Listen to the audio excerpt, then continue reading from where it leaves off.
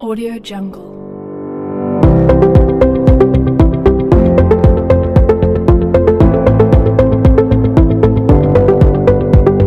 Audio Jungle.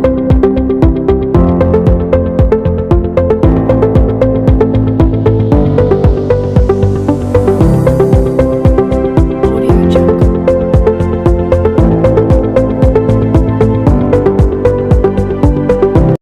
Assalamualaikum warahmatullahi taala wabarakatuh. Saya selaku presentator pertama dari kelompok 10 atas nama Ahmad Ridai, di mana saya akan membahas tentang konsep audit sistem manajemen mutu serta pengertian dari audit sistem manajemen mutu. Jadi yang pertama, konsep mutu yaitu harus diadopsi oleh segenap komponen perusahaan melalui dari perencanaan, produksi sampai bagian keuangan. Konsep ini disebut sebagai manajemen mutu total atau total quality management. Auditor memiliki peranan besar dalam pelaksanaan TQM atau total quality management, yaitu yang pertama, harus memahami manajemen mutu ketika melaksanakan fungsinya mengawasi kegiatan atau aktivitas fungsi-fungsi perusahaan.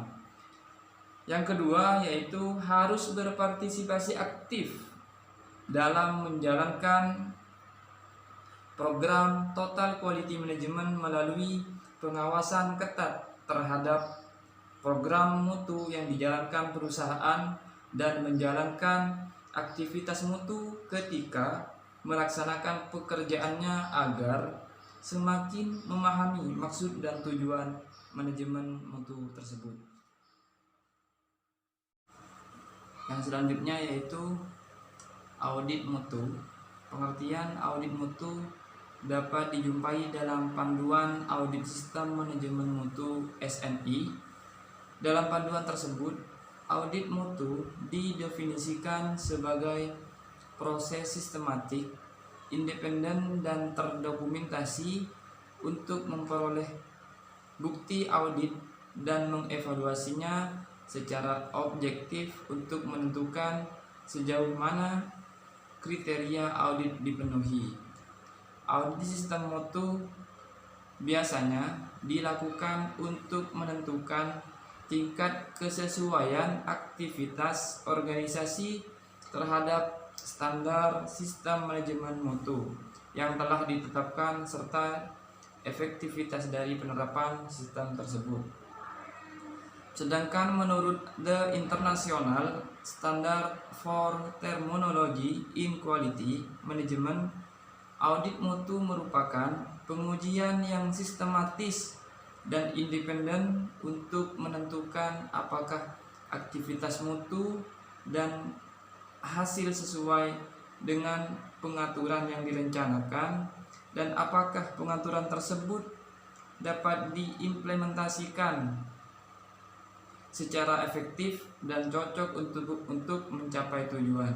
Jadi dalam hal audit ini, auditor menguji kesesuaian terhadap standar sistem mutu yang berlaku dan mengidentifikasi perbaikan yang mungkin dilakukan.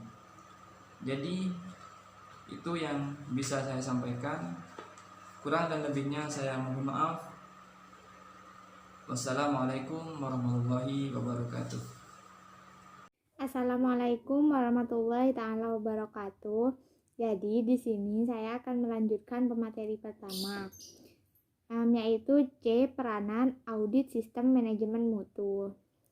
Audit sistem manajemen mutu memiliki peranan penting dalam memberikan kepastian mutu kepada pelanggan dan proses yang berlangsung di dalam perusahaan. Hasil audit kepastian mutu adalah laporan yang berisi temuan-temuan berupa deviasi atau penyimpangan dari standar yang telah ditentukan dan tindakan korektif yang direkomendasikan kepada manajemen dan fungsi perusahaan yang terkait.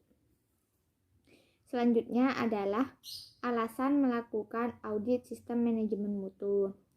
Dalam sistem manajemen mutu ada beberapa alasan melakukan audit berkesinambungan, yaitu untuk memelihara efektivitas sistem berdasarkan sampling dan alokasi bagian, walaupun alasan yang pokok memberikan jaminan dan mencegah timbulnya masalah-masalah yang meningkatkan efektivitas sistem manajemen mutu. Adapun alasan lain dilakukan sistem manajemen audit sistem manajemen itu ada yang pertama itu mengembangkan sistem pada organisasi. Yang kedua, meyakinkan organisasi dan efektivitas dan kesesuaian akan sistem itu sendiri. Yang ketiga, meyakinkan organisasi dalam memilih pemasok baru bahwa sistem manajemen mutu pemasok sesuai dengan apa yang diinginkan oleh organisasi. Yang keempat, meyakinkan organisasi bahwa pemasok yang ada masih memenuhi persyaratan yang ditetapkan organisasi. Yang kelima adalah memenuhi kesesuaian standar bahwa organisasi harus terus-menerus mengimplementasikan dan memelihara sistem manajemen mutu secara konsisten.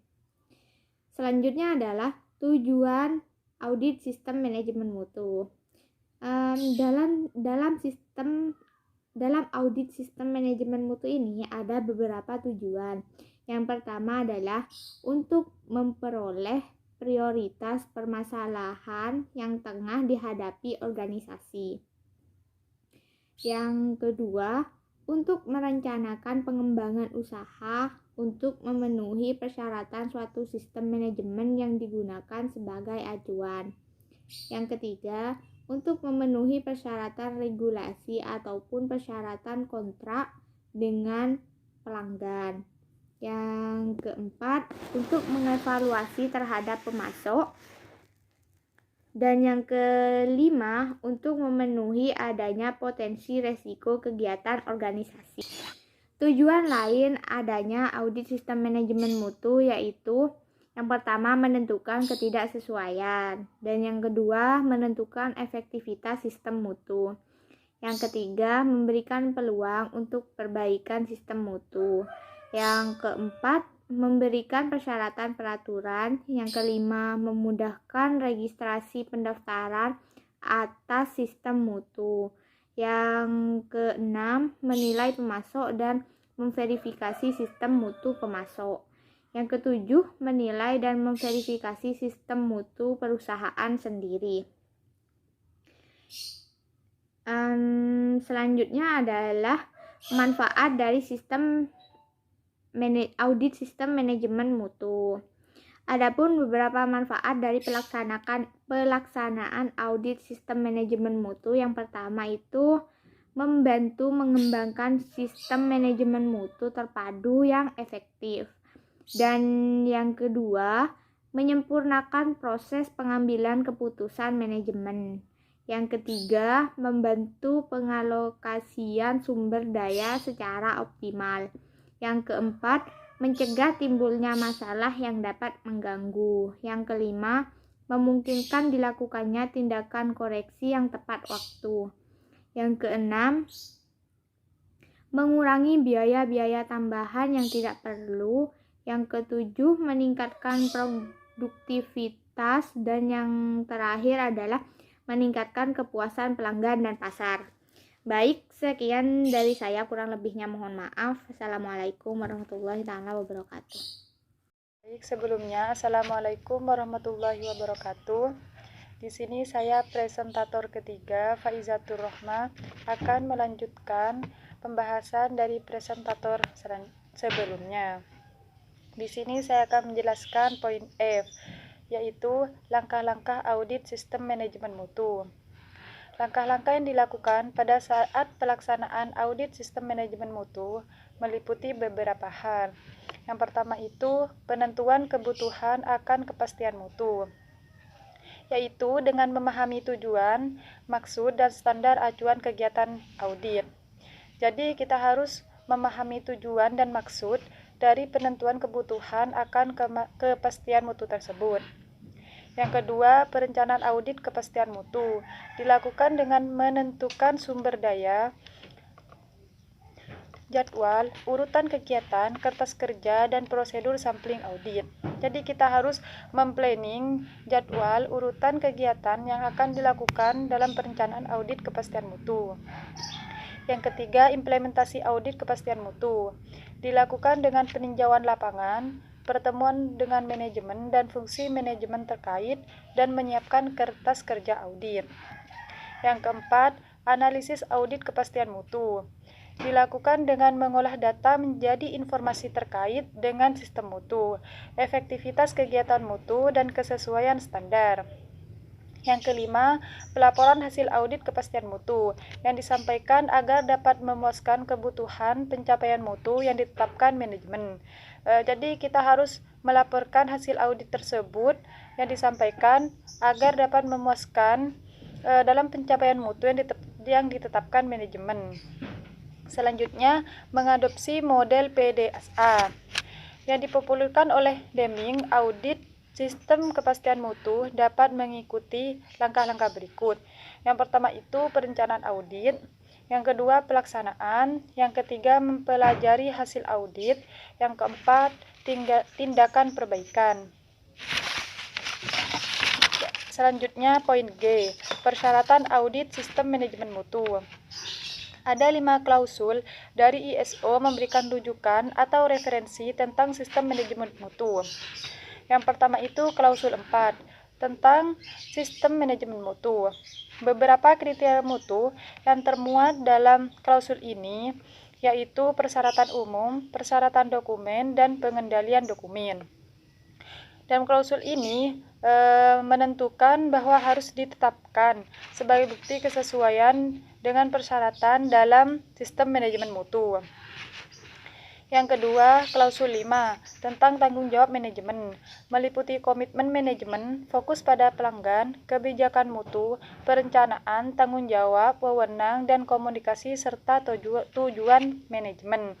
Jadi dalam klausul ini bersifat kepemimpinan, seperti kita harus bertanggung jawab. Yang ketiga, klausul 6 tentang manajemen sumber daya, meliputi ketersediaan sumber daya, SDM, infrastruktur, dan lingkungan kerja.